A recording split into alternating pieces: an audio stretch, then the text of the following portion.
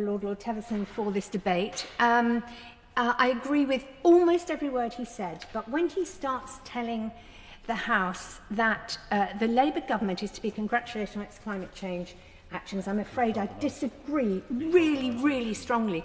We're in a debate at the moment. It's an existential crisis for the human race, for the planet. We have one Labour backbencher, albeit an excellent one.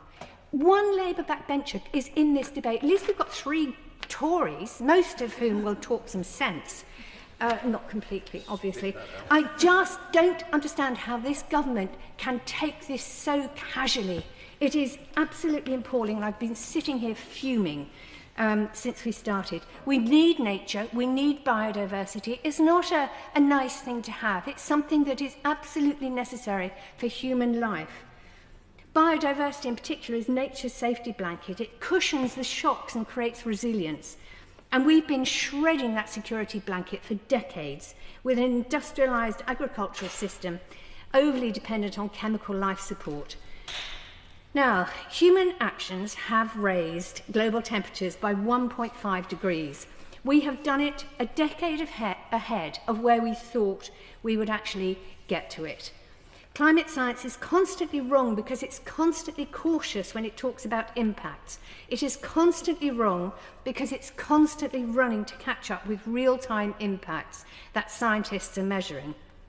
For example, last year the UN issued its big climate report that brings together all the other reports. It was their 6th assessment, and it declared that things were far worse and disaster was much closer than they thought in their 5th assessment, and their 5th was worse than their 4th, and that was worse than their 3rd. We have had decades of these reports, and emissions are still going up.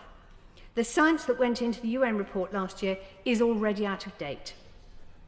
First, the rate of increase in global temperatures has accelerated and broken barriers we thought we had over a decade to reach.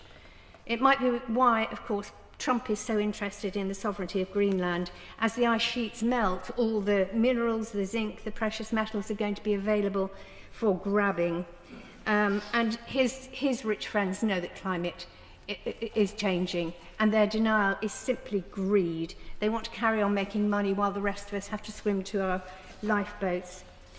Secondly, the scientists who work on the Atlantic meridional overturning circulation, the Gulf Stream is part of that, are saying that it could fail because of all the fresh water running off the Greenland ice sheet. Except a lot of those scientists are now saying it could fail in the next few years rather than in the next few decades. That research is important as it talks about Britain losing the warm waters coming north and having the same climate as Newfoundland. Imagine icebergs floating off the coast of Cornwall, and you get the picture. Now, that research won't appear until the UN assessment, the 7th one, in 2029. So you see that the science is constantly behind in reporting. Now, I used to worry about what the 7-metre rise in water levels would do to our coastlines and major cities when the Greenland ice sheet melts. But it turns out that well before that happens, we will be very, very cold, and that cold will probably destroy our farming industry and our wildlife. And this government, and the last, I blame the last government just as much, the government is unprepared for any of this because its plans are based on the out-of-date science of the last UN report rather than what the latest research is telling us now. I really, really hope that government ministers can get more up-to-date advisors. Please talk to scientists and find out the latest research. And building up the countryside's national resilience to the potential shocks of climate chaos should be a priority for our government, our farmers and our planning system. And the talk of constant growth does not fit with human survival. Capitalism places no value on nature other than destroying nature as fast as possible to create more wealth. We are destroying parts of the planet that we need for our own lives and our own well-being, and that is so utterly stupid.